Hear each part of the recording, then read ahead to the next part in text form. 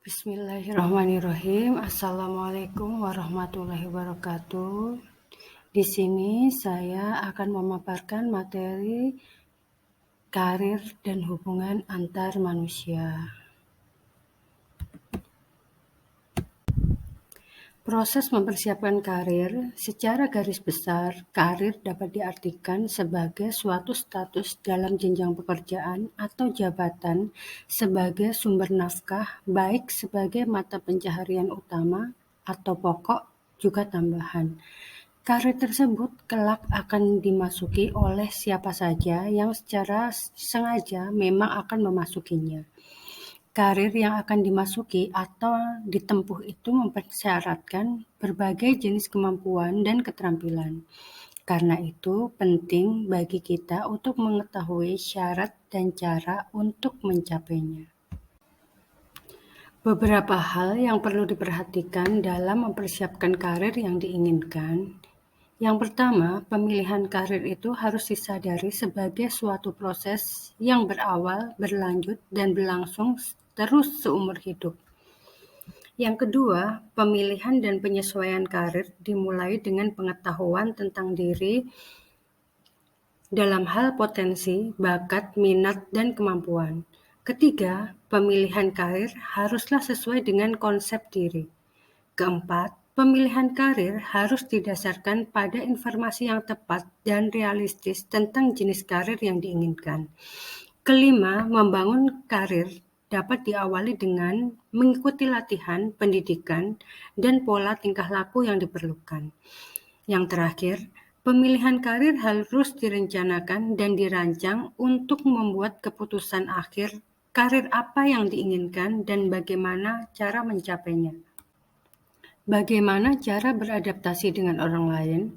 Dalam proses pemilihan dan penetapan karir, orang selalu berhubungan dengan manusia yang lain. Bagaimana mempersiapkan dan beradaptasi dalam berhubungan dengan orang lain tersebut? Seorang ahli manajemen yang bernama Kate Davis, OK dari buku Yuti tahun 1999 mengatakan bahwa dalam hubungan antar pimpinan dan bawahan atau karyawan terdapat hubungan kepentingan bersama, yaitu hubungan mutual interest. Dalam memenuhi kebutuhan pribadi seseorang dalam suatu organisasi, perlu diperhatikan perbedaan-perbedaan yang terdapat dalam masing-masing individu. Artinya, kepentingan individu jangan sampai diabaikan. Setiap individu ingin dihargai dan dihormati. Hal ini sudah merupakan suatu etika dasar moral dalam hubungan antar manusia. Individu umumnya senang bekerja sama dengan orang lain. Agar dapat membina hubungan baik dengan orang lain, seseorang tidak boleh memiliki sifat iri hati kepada orang lain yang lebih berhasil daripada dirinya sendiri. Supaya hubungan dengan bawahan lebih baik, seorang atasan hendaknya tidak merendahkan karyawan atau teman yang lebih rendah kedudukannya di tempat kerja. Selanjutnya perlu dikembangkan sikap bahwa orang lain dapat dijadikan mitra kerja yang baik dan dapat dipercaya. Jangan biasakan menutup diri. Belajarlah bersikap terbuka dalam setiap hal, selama tidak merugikan diri sendiri dan orang lain. Selanjutnya, cobalah selalu bersikap positif pada orang lain. Yang terakhir, jangan angkuh atau berego tinggi di mana saja dan kapan saja. Beberapa tokoh masih menambahkan beberapa hal yang berkaitan dengan harga diri. Contohnya, yang pertama, John Wanamaker.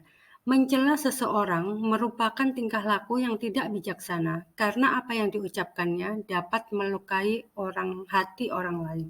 Yang kedua, Benjamin Franklin mengatakan, "Aku tidak pernah membicarakan keburukan orang lain.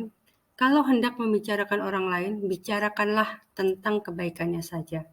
Yang ketiga, Emerson berkata, "Setiap orang yang saya jumpai, saya anggap orang itu lebih daripada saya sendiri dalam suatu hal. Untuk itu, saya ingin belajar darinya."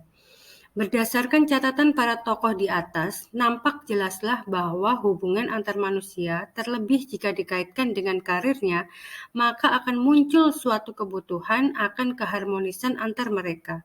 Mereka membutuhkan kesaling mengertian dan saling menghargai atas peranannya masing-masing. Faktor yang mempengaruhi hubungan antar manusia, agar tercapainya hubungan yang baik antar manusia dan perusahaan, maka perlu diperhatikan beberapa faktor yang menurut Yuti tahun 1999 dapat dijelaskan sebagai berikut. Pertama, etika, menyangkut perilaku manusia yang biasa diberi nilai atau predikat baik dan buruk. Motivasi, adanya dorongan untuk mengerjakan tugasnya secara optimal yang dapat meningkatkan kualitas kerja dan kemauan untuk berbuat yang terbaik bagi orang lain. Selanjutnya adalah komunikasi, akan menentukan keberhasilan atau kegagalan seseorang, karena maksud dan keinginan harus tersampaikan dan dapat diterima dengan baik dan bila berjalan dengan efektif akan mempengaruhi pencapaian kepuasan individu, organisasi, dan perusahaan. Yang terakhir, keramah tamahan. Sikap yang memunculkan rasa nyaman dapat menyenangkan hati orang lain. Jadi, dapat disimpulkan bahwa hubungan antar manusia atau pribadi itu sangat penting.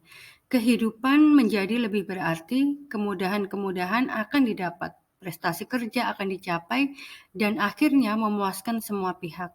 Sebagai siswa, perlu belajar banyak hal-hal semacam ini dan diterapkan di sekolah, di kelas, keluarga masing-masing, atau diterapkan di pergaulan sosial lainnya. Pada saat ini, yang sedang dipersiapkan oleh setiap siswa adalah menuju karirnya di masa depan.